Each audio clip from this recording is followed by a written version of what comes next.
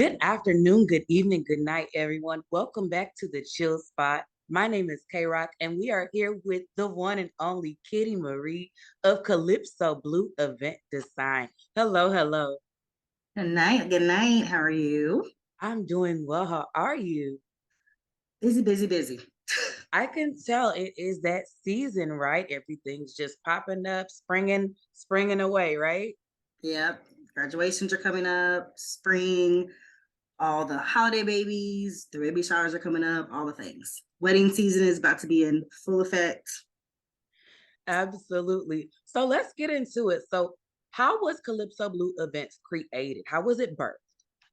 So, Calypso Blue event design as it is right now is actually new. So, Okay. um, it was previously Kitty's Creatives. I just relaunched at the top of the year.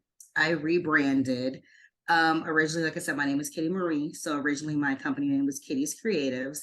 I kind of left it open to where I could do whatever I want. So Kitty's Creatives wasn't necessarily just event design. Because I am a creative. I've always been like a crafter, an artistic person ever since I was a little kid. I did a lot of balloons only. I did a lot of kids' parties. I did a lot of baby showers. I wanted to move into the more upscale event design.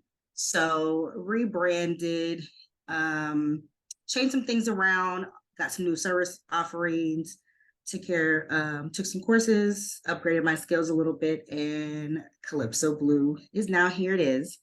Um, I used to always decorate. Like celebrations were huge in my house growing up. My parents Right. celebrated everything, graduations, every holiday. Like everybody had been to my parents' house over in Cobb County in Marietta. And we just called it 301. That was their address. It was 301. Everybody knew 301. It was always a celebration. So I always do little decorations here or there. And then after I had my son, his first birthday is kind of when things took off. I was that mom who wanted like the over the top kid's birthday. Like he's my only one. So I did the decor for that. People were like, oh my God, this is so good. My sister had a Friendsgiving that same year, asked me to do some balloons. Hadn't done it before. Got on YouTube, figured out how to do some balloon columns, real simple. Her roommate asked me to do something for Christmas. Then I kind of just started taking out. People were like, you should do this. And I was like, all right, maybe I can do this. So here we are. This Absolutely. And when you say it's real simple, pause because I've tried. It's not just something that I could go on YouTube and hook up. So you definitely are extremely talented to be able to pick up something as quickly as you have with balloon design and event decor.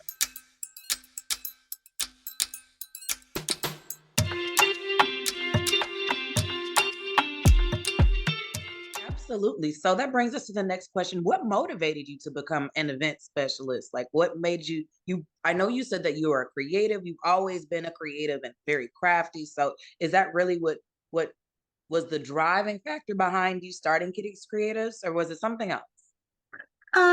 it was that was a big factor, but I really enjoy so both my parents unfortunately have passed. It'll be 8 years for my mom, actually on Friday, and then 4 years for my dad that's coming August.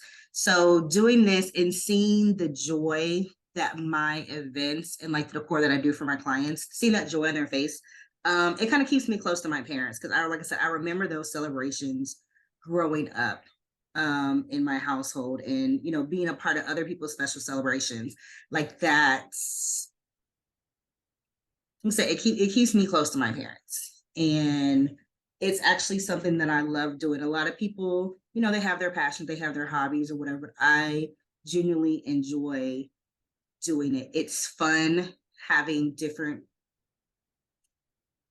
having my ideas or even the client's ideas. I love when they give me full creative control. That's where I thrive. um So being in Atlanta, there are a million and one event I was gonna planners, say you are event in Party designers. City, Party Central in Atlanta. But the other good thing about Atlanta is even though, yes, there are a million of us, there's also a million people here. So everybody's got their clientele. I don't see other people as competition. Like I'm like, oh, okay, XYZ event planner down the street. What are they doing? Or they're always booked or Um, it's me, and I just have to make myself stand out.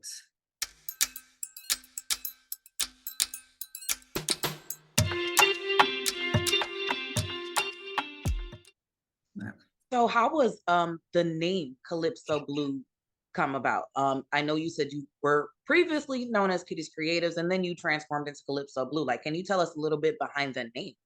Absolutely. So Calypso Blues tagline is, you know that feeling you get when you hear your favorite song? Like that's the feeling that I want you to get when you see the event that I designed for you. So Calypso and soca are obviously two of my favorite genres of music. Everybody knows Calypso. When you hear the word Calypso, when you hear Calypso music, it gives you a happy feeling. I mean, everybody, from grandpa, everybody knows Calypso. Everybody's been on a cruise. Everybody, knows Yeah. Bob Marley. Like people hear Calypso and they associate it with happiness. Blue is my favorite color. I spelled it Bleu because it, of course, is French. It's the French way of spelling it. It makes you think fancy, makes you think upscale. So Calypso Blue is the name of my company, event design versus event planning. So a lot of people, there are a difference. Tell me the difference. So are you an Yes, event planner or an event designer? I'm an event designer, event stylist, whatever you want to call it. I am not, I can plan. It is a service that I do offer, but I am not a planner. Typically, a planner is somebody who contracts out and they source other vendors in order to create their products. As a designer, I'm actually sitting out and drawing your floor plan for your wedding. I'm creating the tablescapes. I'm actually doing the physical work, like all the centerpieces and all the things that you see in my background here. I created, those. I was hands-on. I was Oh, soaking Oasis overnight and, you know, cutting flowers and prepping flowers the night before the event. So I actually do the hands-on work. I actually do the physical work and actually putting together that I bring together all the elements to so what piece. was your proudest moment in decor? I know you explained like that is such a beautiful scenery behind you. Like I love it. Yeah, so Yes, this was actually flowers. so that was actually that was a wedding that I did in Savannah back in January. One of the prominent bishops in Savannah, she and her husband were supposed to do a 20-year vow renewal in 2020, but COVID, of course. So this year they went ahead and made up. So because people were like, so it was actually 22. People were like, why 22? That's a random number. But it was because it was delayed from COVID. So that is one of my proudest moments. But prior to that, Monate, which is a big multi-level marketing company, they had their national convention here in Atlanta back in 2021 at the State Farm Arena. And I was contracted to do the balloon work for their closing ceremony.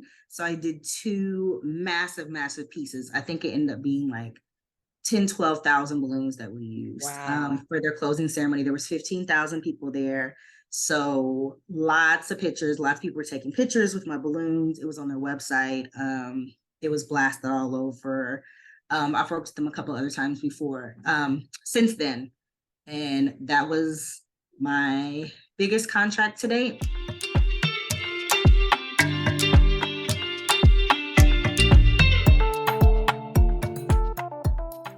That's absolutely amazing. Absolutely. So kudos to you definitely for that. So what's coming up for you in the near future? Like where can we see you? Where can we see your work? Oh my goodness. Sheesh. So the rest of the year is crazy. Like I've already closed my books for August. Um, Okay. August. and That's wait a we're, second. we're in March. I've I've already closed my books for August. It is insane. April, I have two big events and a couple of smaller balloon jobs coming up. May isn't insane yet, but as graduation gets closer, I anticipate it to be bananas. Um, June is 1 weekend away from being closed already. I've got two weddings coming up. I just actually Wow. helped freelance with another designer on a wedding this past weekend. So I'm just getting back from that.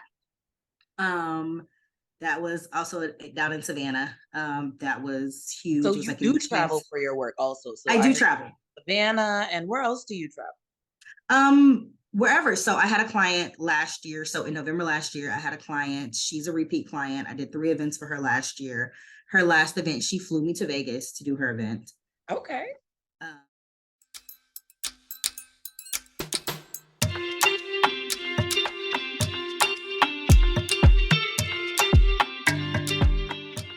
so yeah, I have 2 weddings coming up. I have one in August and one in September. As of now, somebody reached out to me for a wedding for February of next year. So I'm already, For picking up 2024. for 2024. Yeah, people are starting to book early. So that's exciting because not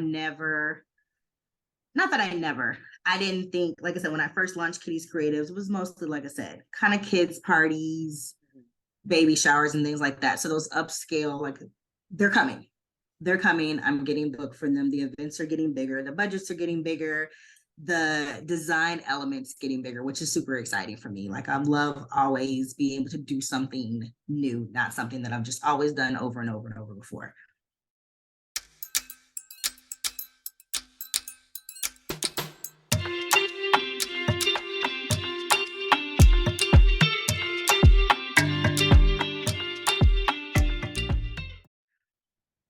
So Wonderful. So it sounds like you can see your dream just getting bigger and bigger. it's coming. It's getting there. It's getting there. It's getting bigger and bigger. And it's exciting. It's exciting. It's scary, but it's exciting at the same time.